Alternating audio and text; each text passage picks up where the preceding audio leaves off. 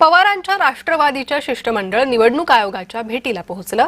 मुख्य निवडणूक अधिकारी एस चोक्कलिंगम यांच्याशी चर्चा केली। एसआयआर प्रक्रिया योग्य पद्धतीने राबवली जात नसल्याचा आरोप केला। एसआयआर संदर्भात मुदत वाढवून देण्याची मागणीही केली। तर निवडणूक आयोगाने बाजू न ऐकल्यास न्यायालयात जाणार असल्याचा इशारा आमदार रोहित पवारांनी दिलाय। निवडणूक अधिकाऱ्यांकडून टेबल सर्वे असंही रोहित पवार म्हणाले। विरोधकांच्या मतदारसंघात मतदारांवर कात्री लावण्यात आल्याचा आरोप ते करतात। भाजपला अनुकूल याद्या बनवण्याचं काम सुरू असल्याचाही गंभीर आरोप त्यांनी केला आहे।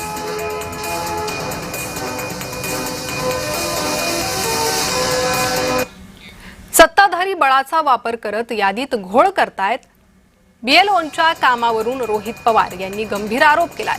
रोहित पवारांनी आपल्या पक्षात काय सुरू आहे ते बघावं असा पलटवार भाजपा प्रवक्ता नवनाथ बन यांनी केला।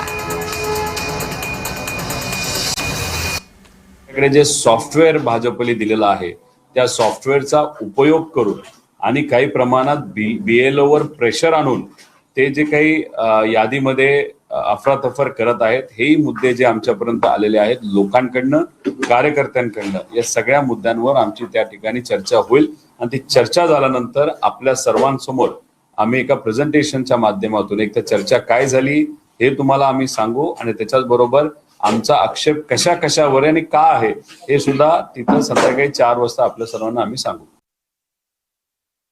आपल्याला आपल्या पक्षातले कार्यकर्ते मिळत नाहीत, कार्यकर्त्यांचा आपल्यावर विश्वास नाही आणि तुम्ही निवडणूक आयोगावर शंका घेताय, ईएम वर शंका घेणार आणि मग एसआयआर नीट झालं नाही अशा पद्धतीची बोंबाबोंब करणार। रोहित पवार फक्त 17% कार्यकर्ते तुम्हाला मिळाले, तुमच्या पक्षाची ही अवस्था झाली आहे।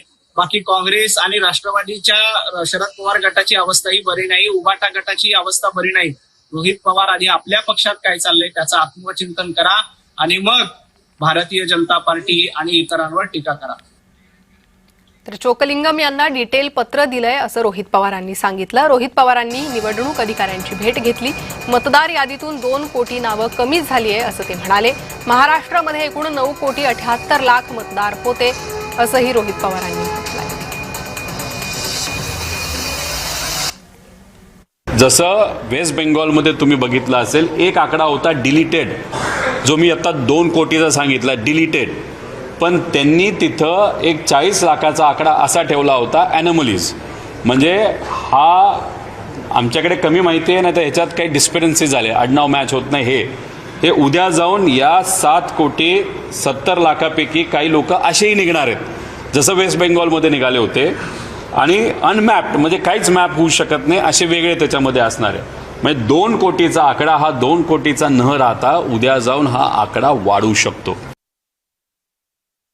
आपल्या या महाराष्ट्रामध्ये टोटल मतदार किती होते तर 9,78,00,000 मतदार होते।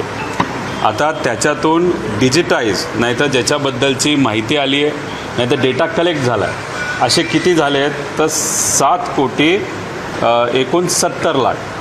त्यामुळे अनकलेक्टेड डेटा ज्याचा कुठलाच डेटा आत्तापर्यंत नाही तर माहिती ही इलेक्शन कमिशनला आलेली नाही, हा किती आकडा आहे तर हा 2 कोटी आकडा आहे।